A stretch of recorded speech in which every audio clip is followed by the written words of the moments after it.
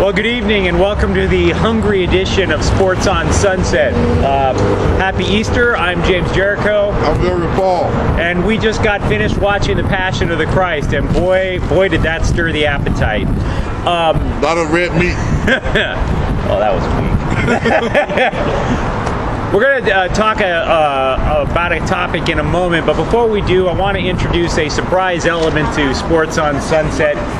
We don't want to have a lot of different little wacky elements in there, but this one we're going to call the dick move. And the dick move is when we call somebody else out for being wrong on something they said before. At which point I would like to remind my good friend who advocated for the hiring of Isaiah Thomas for the Detroit Pistons GM job. Oh, he's available now. Good. He's not even good enough to coach FIU. No. Dick. Here's the problem with that. The first season, he did for free. He did that shit for free. Okay. Second season, his mom died. You expect a man to coach when his mom's dead? Yes, I do, as a matter of fact. That's the type of job where you got to do bullshit. it. You know, oh, yeah. I'm taking an entire season off as a sabbatical to moms. The third season, well, that's his fault. You know, bad recruitment of players. That happens. But when you think about it this way, fuck FIU. They're in the shit house before. Just like the CBA before him, just like the New York Knicks before that. He goes to these organizations hoping to turn them around. The only ones he's really turned around are the Toronto Raptors and the Indiana Pacers. But he's done his job very well. You know, it happens. Getting fired happens. Okay. I've been fired from at least 14 jobs. Guys, let's jump onto the topic. Let's be honest, he was wrong. Now, here's the deal. We are big fans of the NBA, and I'm kind of a fan of Dwight Howard, but in all honesty, he's been like really playing the LeBron James card too heavy. We're each going to give a little debate here. Here's the thing. You might have seen this. You might have to YouTube it. He has been asking for all kinds of players to be included on the Magic, and lately it's even gone so far as to where he may or may not have been advocating for the firing of his coach, Stan Van Gundy. In addition, the beautiful thing is this. It's not that he wanted his coach to get fired. It's that his coach found out about it and in an unprecedented move actually went to the reporters and called him out on it in front of everybody. And then even better, Dwight Howard, who had no idea that this was happening, went up to the cameras like nothing was going on at all. Yeah. And Stan was like, yeah, I just basically outed you in front of everybody. And then you say, you talk to him. And then he left. It was a beautiful piece of sports anarchy. And my friend here is nothing if not an anarchist. More chaos than anarchy. Well, yeah. Why don't you let them know what's on your mind with regards to that so we can jump onto this. Here's the beautiful thing about that. I wish all coaches would do this when some shithead player gets them fired. Like when Magic Johnson got whatever fucking coach that was fired. I wish that coach would have came forward like, hey, this motherfucker, he sleeps with other women that's not his wife, and he's probably gonna die of AIDS someday. But he asked me to get fired. I wish that would have happened. I wish Adrian Dantley would have came out when Isaiah asked for him to be traded and say, hey, this short motherfucker is probably going to win a couple of titles without me because I don't play defense. But, he asked for me to be traded. I wish that would happen. Yeah. Now, I'm a big fan of what Stan Van Gundy did. Oh, it was beautiful. It was wonderful. Don't get me wrong. But he's still got to go. Yeah. You see that? You've probably already seen it. I've heard it on ESPN radio. I've seen other guys on sports go, man, Dwight Howard, he's horrible. The Orlando Magic would be better off without him. And Stan Van goddamn lie. That's exactly.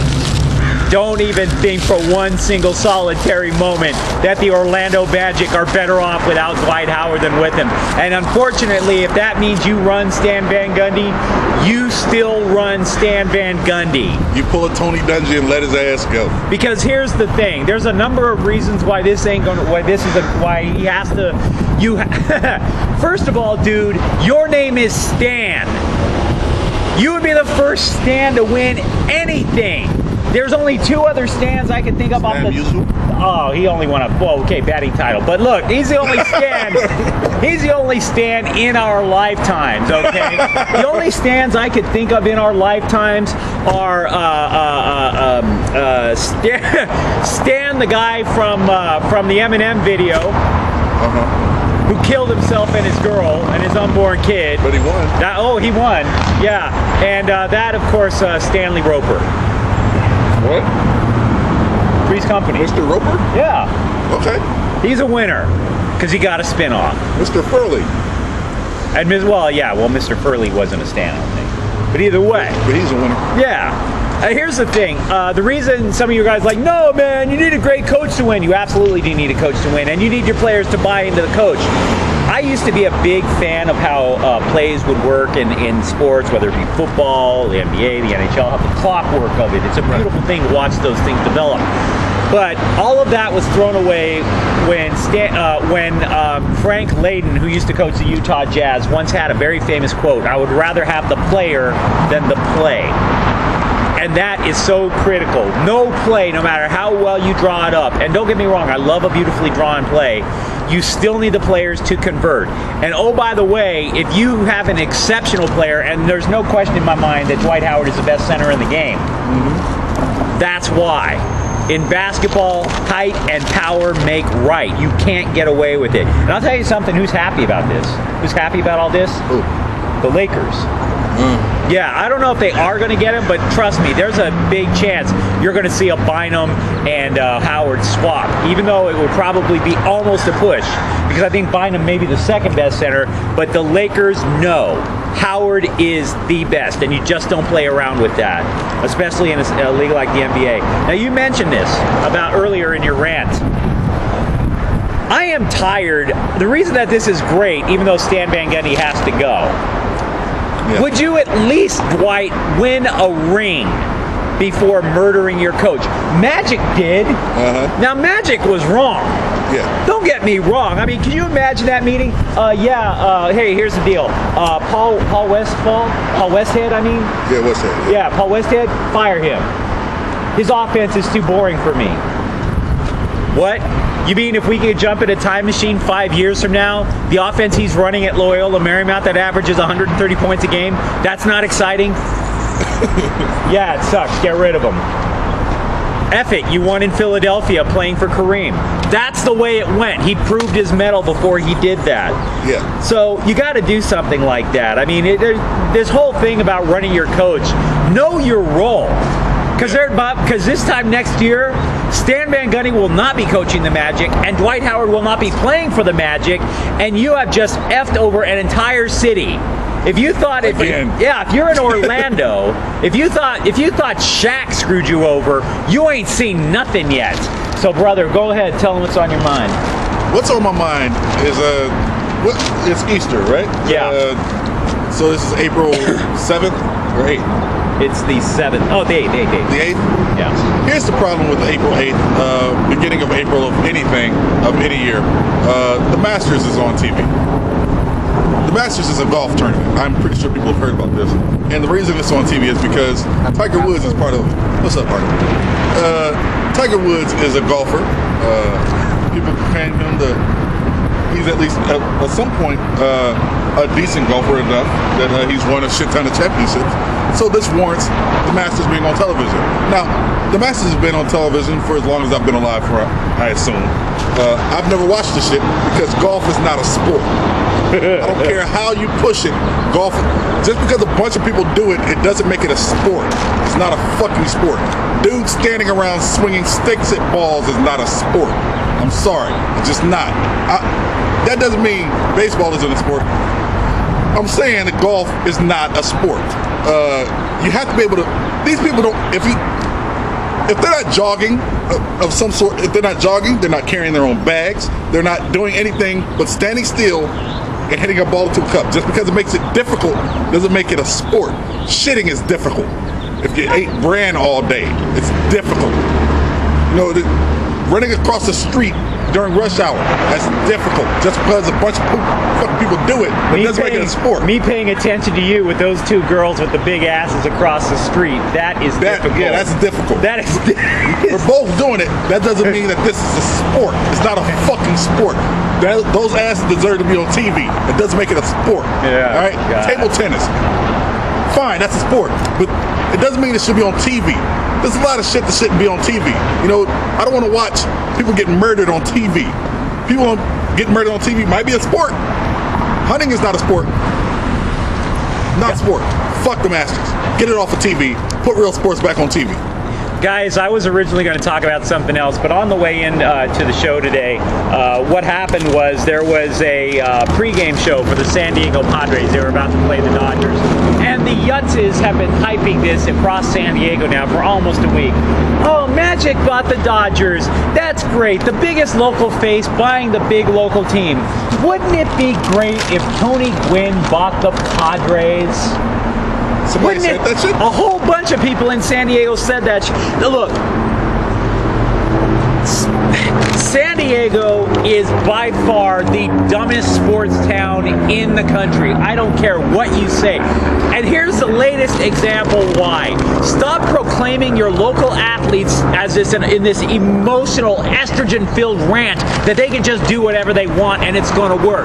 First of all, they were saying, well, if Tony Gwynn ran the Padres, he would know how to win. If Tony Gwynn wanted to win, he wouldn't have played for the Padres in the first place. Point. We don't need a bunch of former athletes taking over the teams they used to play for just because they may or may not want to win. You know, I've been a Carolina Panthers fan all my life. This team really needs a big shot in the arm. I say Ray Caruth should buy the team. Because that Ray Caruth, he wants to win so bad he would kill for it. Yeah. Yeah. And put it in the trunk. Damn straight. I mean, look, I will grant you, Magic, for all his foibles, is still a local hero. And he's a hero for a variety of reasons. Let's be honest, we all thought by now he would have looked like an ashy version of D. Gordon. But Tony Gwynn has cancer. Okay? HIV, nobody wants HIV. But nobody definitely wants cancer. Not only do you not want cancer, you don't even want the treatment for cancer. That's how bad it is. He's got bigger fish to fry than buying a damn baseball team. He needs to breathe. I wish people, and oh, by the way, if you really want to know something, guys out in San Diego, for the love of God, stop acting like you're a small market team. You're not. You're the 7th largest city in the United States. You are a big metropolis. Act like it. If you really want to know how to get your team around and finally figure out how to win something in your lives, go to the guys who were the runner-up for the Dodgers and say, well, you know what? Have we got a deal for you? Not only does this team not cost $2 billion, it's a fixer-upper and it's priced to move. $400 million. You're going to pay over $1 billion for the Dodgers. You can get it for half of that, and all we ask is that you take the remainder and buy some players who don't pee themselves when they're in the batter's box. That might be a better idea than going to a guy who's coaching San Diego State part-time and have that guy run the damn baseball team. Of course, you won't listen to me, even though I'm right. Guys, happy Easter, happy Passover. Happy Ishtar. Yeah, because actually, to be honest with you, that was pretty insincere. See you next week.